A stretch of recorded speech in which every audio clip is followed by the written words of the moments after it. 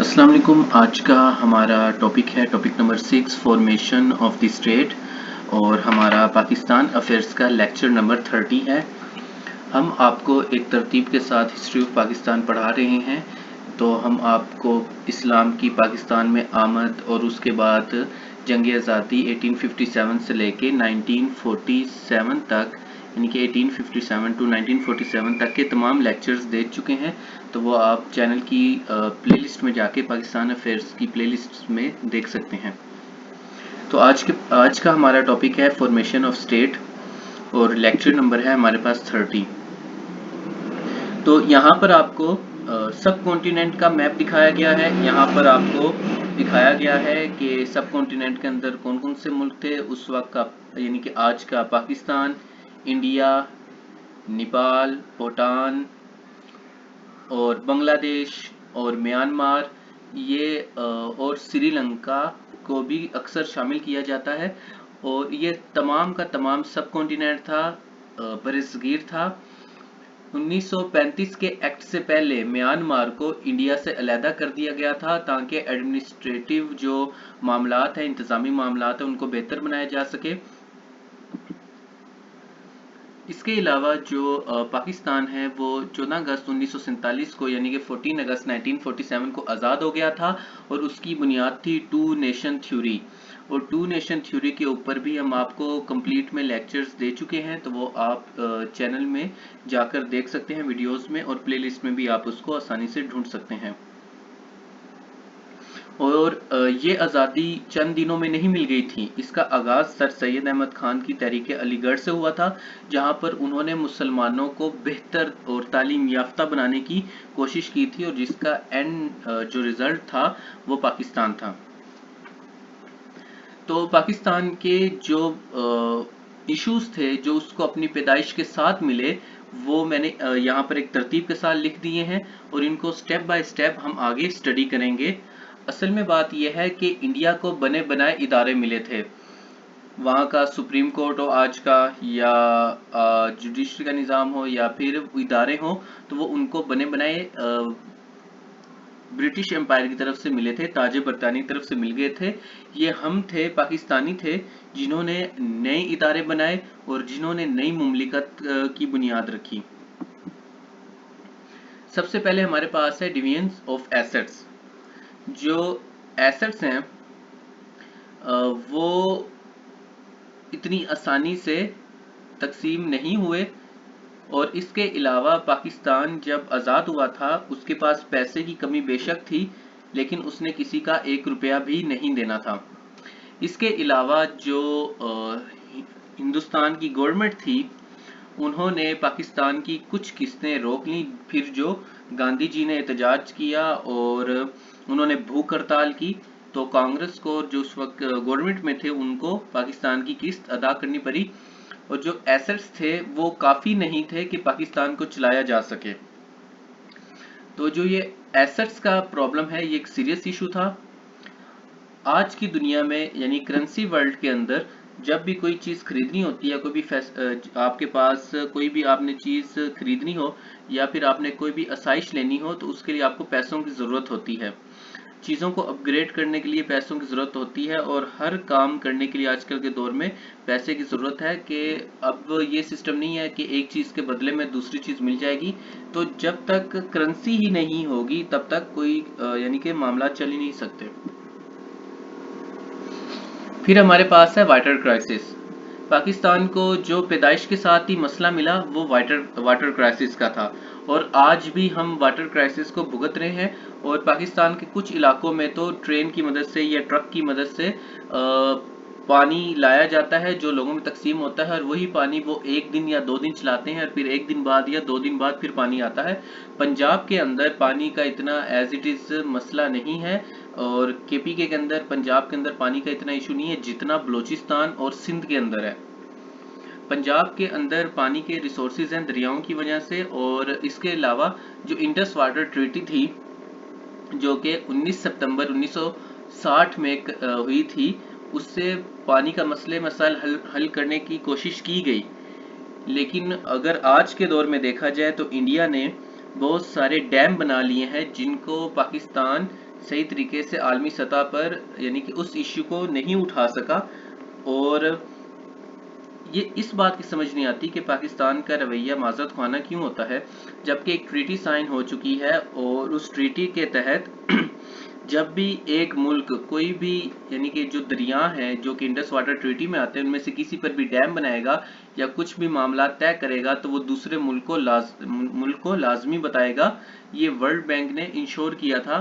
तो अगर हमारे तहफ़्फ़ुज़ात हैं इंडिया के किसी भी डैम के ऊपर, फिर भी हम यानी कि उसको इतना सीरियस नहीं लेते। और आज पाकिस्तान उन ममालिक में शामिल है जहां पर वाटर क्राइसिस बहुत ही ज़्यादा सीरियस इशू है, बहुत ही ज़्यादा संजीदा मसला है, लेकिन हम उसको फिर भी अच्छी तरीके से हैंडल नहीं कर सके। तो वाटर क्राइसिस पाकिस्तान को अपनी पैदाइश के साथ ही एक मसला मिल गया था।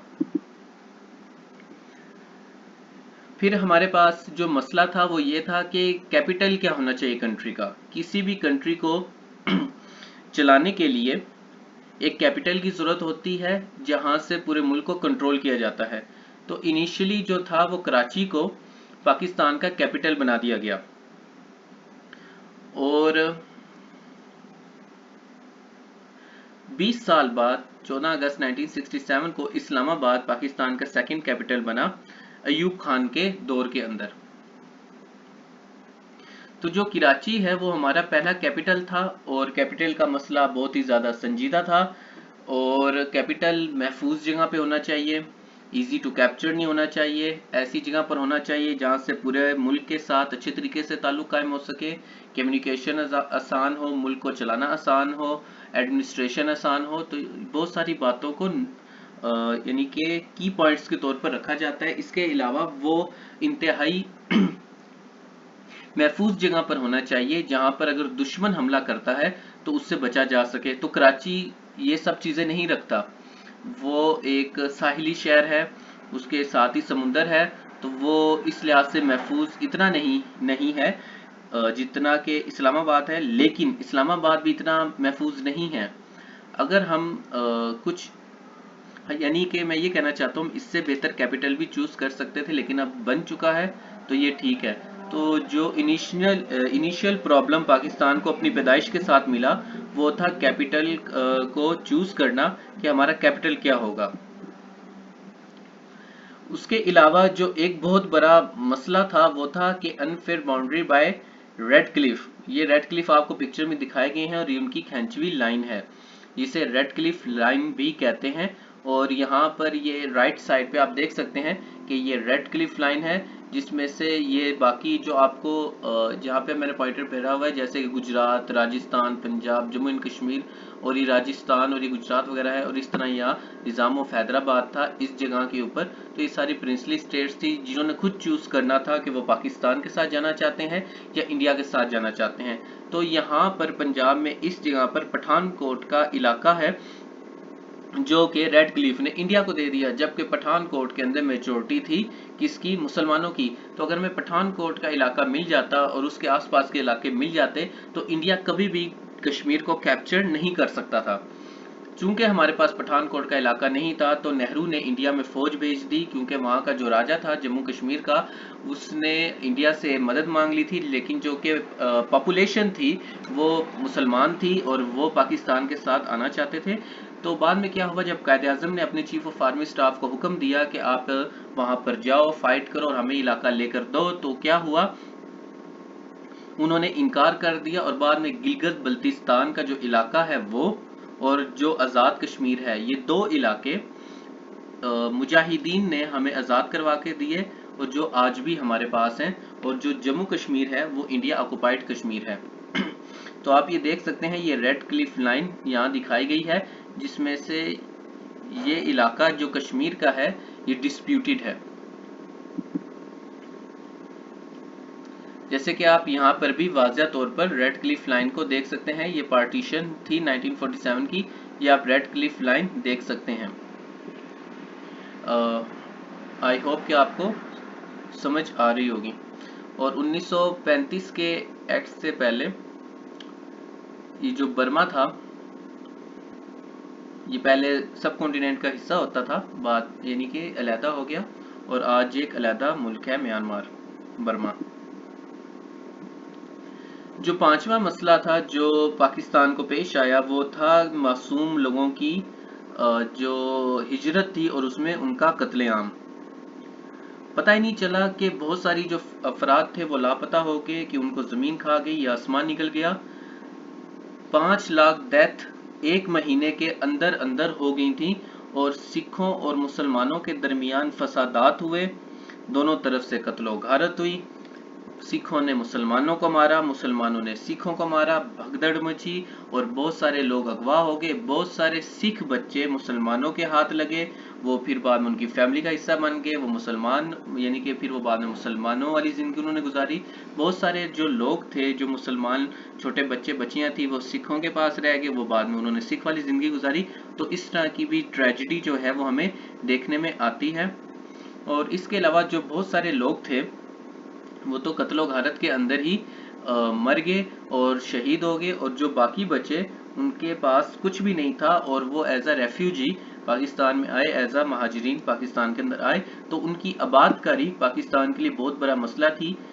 ایک ایسا ملک جو کہ ابھی ابھی حال ہی میں آزاد ہوا ہو، جس کے پاس اپنے آپ کو چلانے کے لیے سرمایہ نہ ہو، جس نے ابھی اپنے ادارے بنانے ہوں، جس نے اپنے انسٹیٹیوشنز کو اپنے اداروں کو ڈیولپ کرنا ہو، اور پھر اس کے اوپر یہ کہ ان کے پاس اتنے زیادہ ریفیوجیز آ جائیں، مہاجرین آ جائیں، تو یہ کوئی اتنی آسان بات نہیں. یہ بہت مشکل کام تھا اس وقت کہ ان تمام معاملات کو سنبھالنا.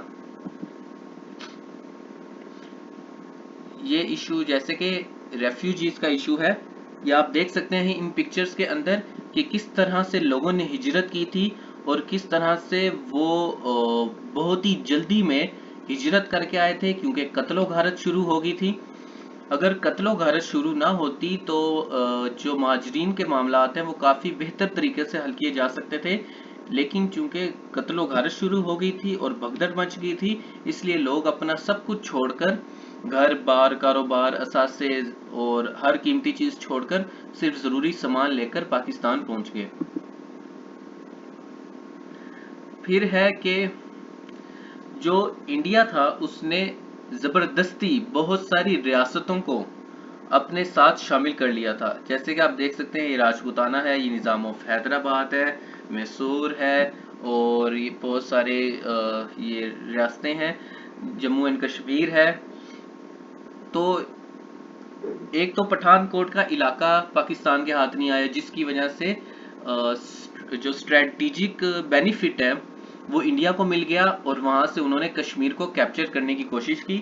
لیکن پھر بعد میں جیسے میں بتا چکا ہوں کہ قائد اعظم نے گلگت بلتستان اور آزاد کشمیر آزاد کروا لیا تھا، اور اگر وہ اللہ تعالیٰ ان کو صحت دیتا اور وہ زندہ رہتے تو شاید معاملات کچھ اور ہوتے، آج تاریخ کچھ اور ہوتی. لیکن جو نظام آف حیدرآباد ہے یہ ایک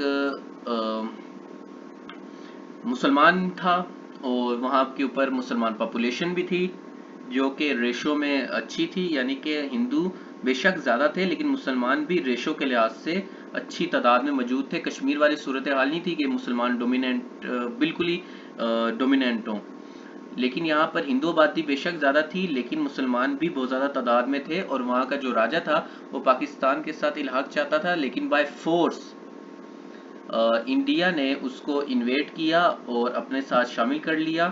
اور اس کے علاوہ انڈیا نے بہت ساری لوگوں کے ساتھ ایگریمنٹ کیے اور بعد میں ان کی خلاف ورزی کی، اور اسی طرح اس نے ریاستوں کو فورسفلی اپنے ساتھ شامل کر لیا. یہ میپ ہے for the sake of better understanding. یہ یہاں پر یہ حصہ ڈسپیوٹیڈ ہے، یہ پاکستان ہے، یہ انڈیا ہے، یہ نیپال، بھوٹان، بنگلہ دیش، اور یہ ڈسپیوٹیڈ حصہ ہے، یہ انڈیا کا حصہ نہیں ہے. اور یہ آپ کو ایشیا کا میپ دکھایا گیا ہے تاکہ آپ زیادہ اچھے طریقے سے اسٹڈی کر سکیں، کیونکہ ایک کنٹری کی جو کنڈیشن ہے وہ دوسری کنٹری پہ ڈائریکٹلی ایفیکٹ کرتی ہیں. اگر پاکستان کے آس پاس کے ممالک میں انصاف ہوگا، امن و امان ہوگا، اچھی تجارت ہوگی، تو اس کا امپیکٹ پاکستان پر بھی پڑے گا. جیسے کہ ایک اگر گھنڈا یا بدماش صفت انسان یا ایک گھٹیا اور فضول انسان کسی محلے میں آ کر آباد ہو جائے تو وہ اس محلے کا سکون برباد کر دیتا ہے. اسی طریقے سے جیسے ہمارے ہمسایوں کا ہمارے اوپر اثر ہوتا ہے، اسی طریقے سے جو ہمسائے ممالک ہوتے ہیں اور جو پاکستان کے ارد گرد کے ممالک ہیں، ان میں ہونے والے حالات و واقعات کا پاکستان کے اوپر اثر ہوگا. تو اس لیے آپ کو یہ میپ دکھایا گیا ہے. یہ ایک اور میپ ہے تاکہ آپ اچھے طریقے سے سمجھ سکیں کہ کس طرح سے یہ پارٹیشن وغیرہ کے معاملات تھے، اور یہ میپس آپ کی بیٹر انڈرسٹینڈنگ ڈیولپ کرنے کے لیے ہیں. پھر تھا لینگویج کا پرابلم. 1956 کے کانسٹیٹیوشن کے اندر اردو کو سٹیٹس مل گیا تھا نیشنل لینگویج کا. تقریباً 70 کے قریب پاکستان میں زبانیں بولی جاتی ہیں. مسئلہ یہ تھا کہ ایسٹ پاکستان چاہتا تھا کہ نیشنل لینگویج بنگالی ہو، ویسٹ پاکستان یہ چاہتا تھا، اور قائد اعظم کا بھی یہ پوائنٹ آف ویو تھا کہ اگر ہم نے ایک صوبے کی زبان یعنی بنگالی کو نیشنل لینگویج مان لیا تو پھر پنجابی بھی کہیں گے کہ ان کی زبان نیشنل لینگویج ہونی چاہیے، بلوچی بھی کہیں گے، سندھی بھی کہیں گے، اور پشتون بھی کہیں گے، اور پھر یہ گلگت بلتی بھی کہیں گے. اگر ایک صوبے کی زبان کو نیشنل لینگویج کا یعنی کہ بنا دیا جائے تو پھر باقی صوبے بھی آواز اٹھائیں گے. تو اس لیے قائد اعظم نے صاف صاف کہہ دیا تھا کہ اردو پاکستان کی قومی زبان ہوگی. اصل میں جو قرارداد لاہور تھی اس کے اندر 2 سٹیٹس کا ذکر کیا گیا تھا، جس کو ایک سٹیٹ کنسیڈر کر لیا گیا اور مسلمانوں کا چلو ٹھیک ہے، لیکن بعد میں یہ مسئلہ اٹھا اور وہ 2 سٹیٹس بنی، ایک پاکستان اور ایک بنگلہ دیش.